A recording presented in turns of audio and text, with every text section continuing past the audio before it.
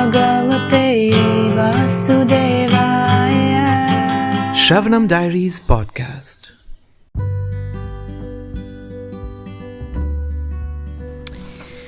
Reading Bhagavad Gita as it is, the book by His Divine Grace Abhay Charanaravinda Bhaktivedanta Swami Prabhupada, Chapter 6, Dhyana Yoga. Text 26. Yato nischalati manaschanchalam asthiram tatastato niyam yaitad atmanyeva vasham nayet. From wherever the mind wanders due to its flickering and unsteady nature, one must certainly withdraw it and bring it back under the control of the self. Purport. The nature of the mind is flickering and unsteady, but a self-realized yogi has to control the mind. The mind should not control him.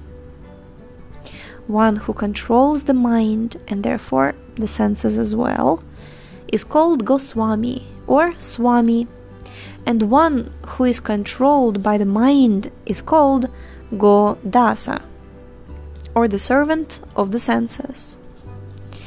A Goswami knows the standard of sense happiness.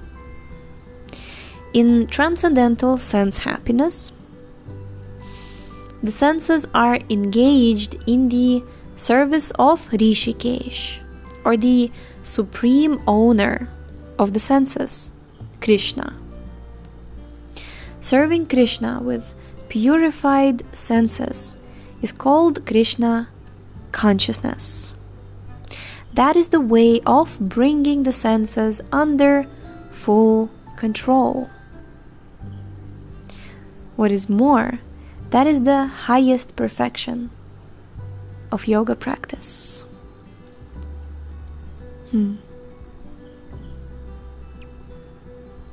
I like this. Goswami knows the standard of sense happiness. Text 27.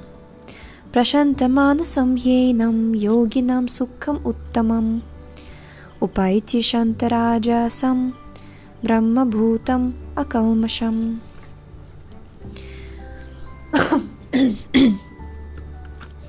The yogi whose mind is fixed on me verily attains the highest perfection of transcendental happiness. He is beyond the mode of passion.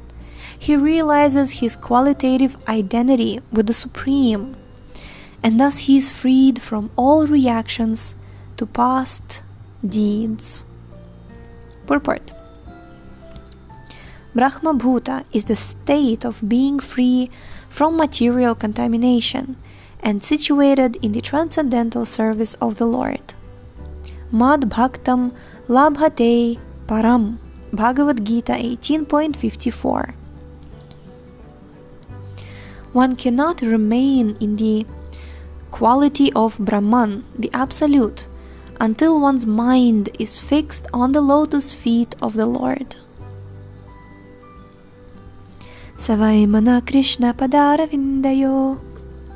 To be always engaged in the transcendental, loving service of the Lord, or to remain in Krishna consciousness, is to be factually liberated from the mode of passion and all material contamination. Text 28. Yunjan evam sadatmanam yogi vigata kalmashaha sukhena brahma samsparsham atyantam sukham ashnute. Thus, the self-controlled yogi constantly engaged in yoga practice becomes free from all material contamination and achieves the highest stage of perfect happiness in transcendental, loving service to the Lord. Purport.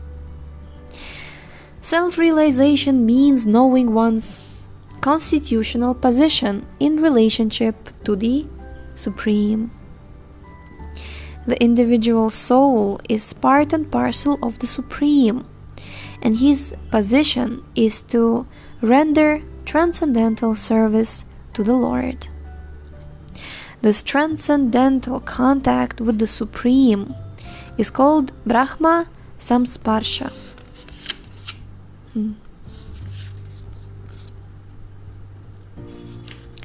Sarvabhutastamatmanam Sarvabhutani Chatmani Ikshate Yoga Yuktatma Sarvatra Samadarshanaha.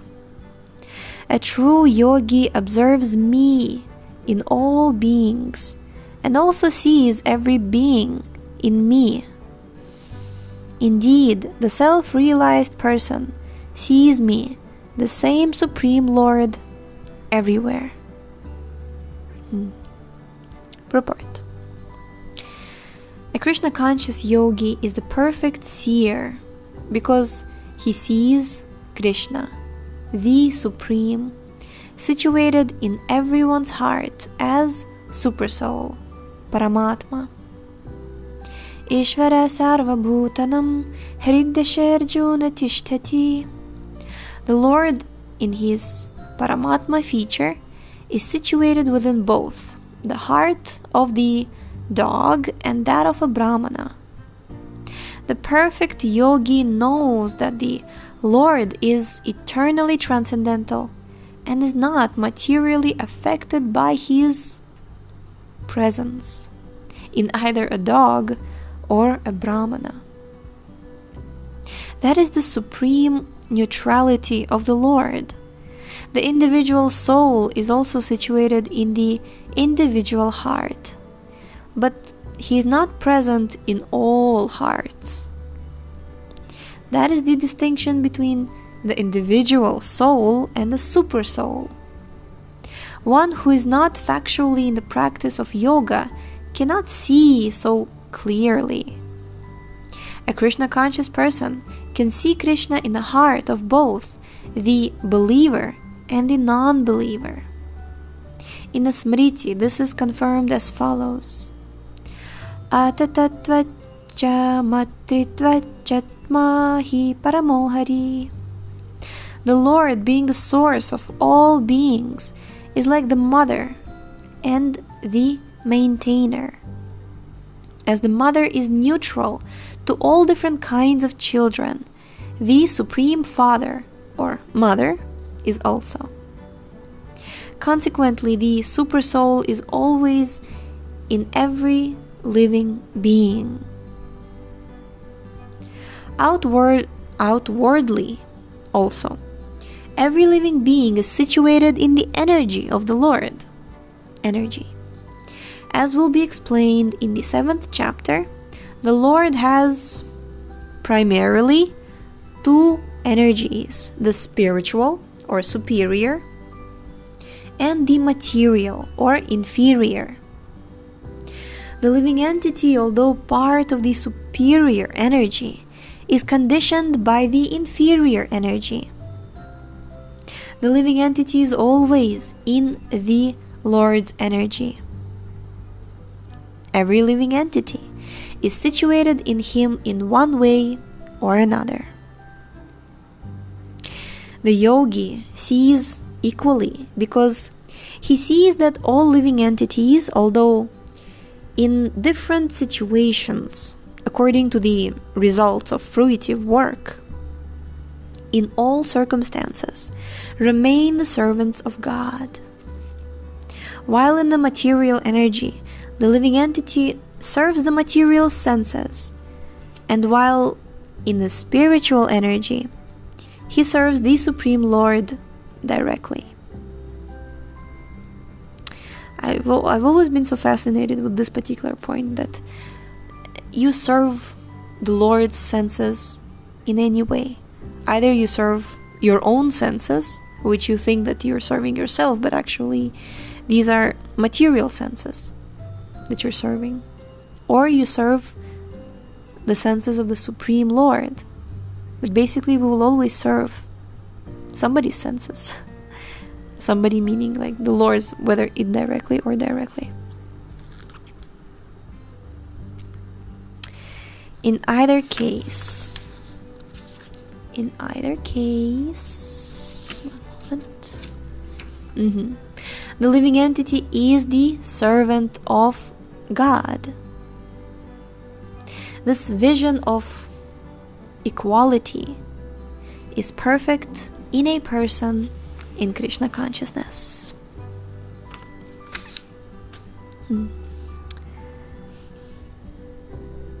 Text 30.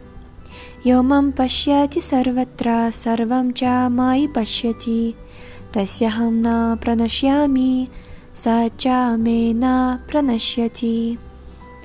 For one who sees me everywhere and sees everything in me, I am never lost, nor is he ever lost to me.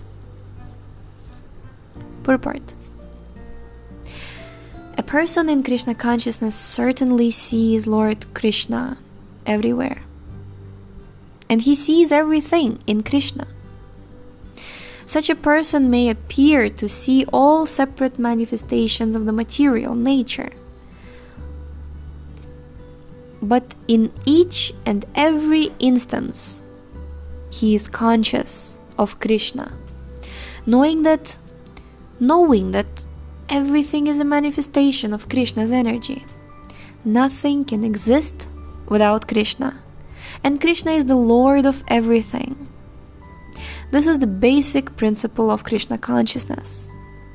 Krishna consciousness is the development of love of Krishna, a position transcendental even to material liberation.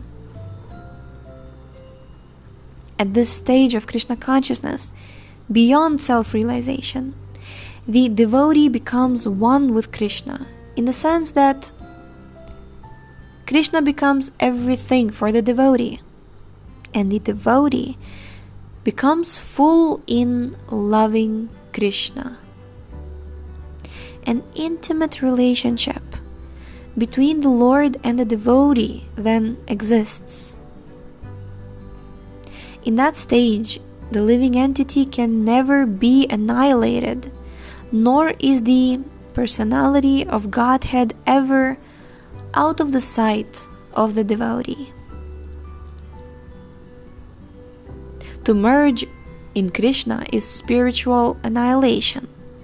A devotee takes no such risk. It is stated in the Brahma Samhita 5.38.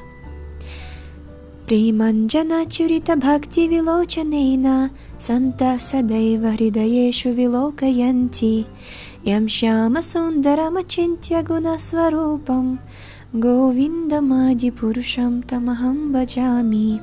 Quote, I worship the primeval Lord, Govinda, who is always seen by the devotee, whose eyes are anointed with the pulp of love.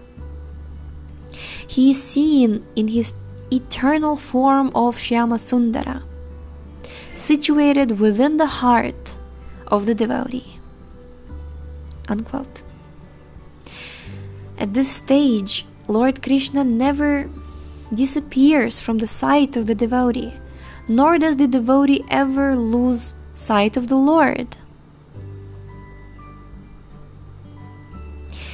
In the case of a yogi who sees the Lord as Paramatma within the heart, the same applies. Such a yogi turns into a pure devotee and cannot bear to live for a moment without seeing the Lord within himself. Jai.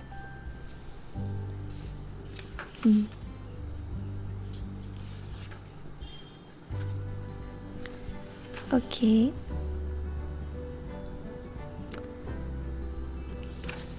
Oh, I would really want to go on, but I really have to stop at this point.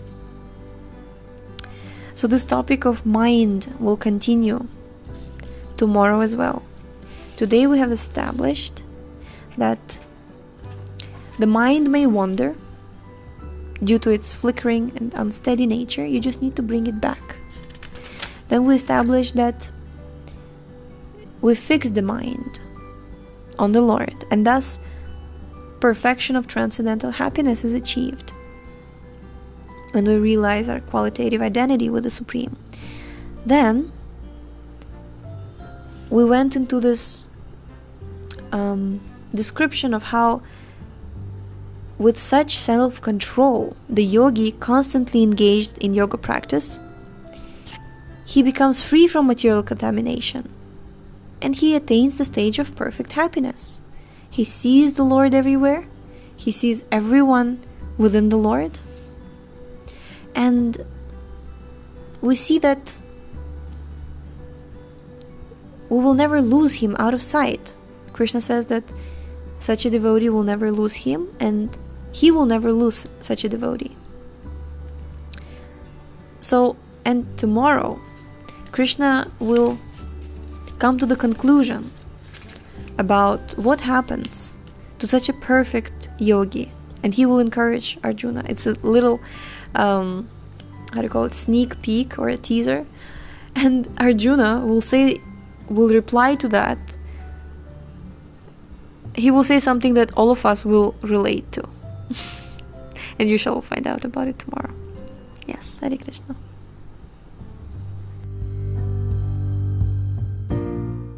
Thank you so much for tuning in today. The book links, previous episodes timeline, and biography of the author can be found on shravanamdiaries.com. The link is in the description, and we shall see you tomorrow. Hare Krishna, Krishna Krishna, Hare Hare.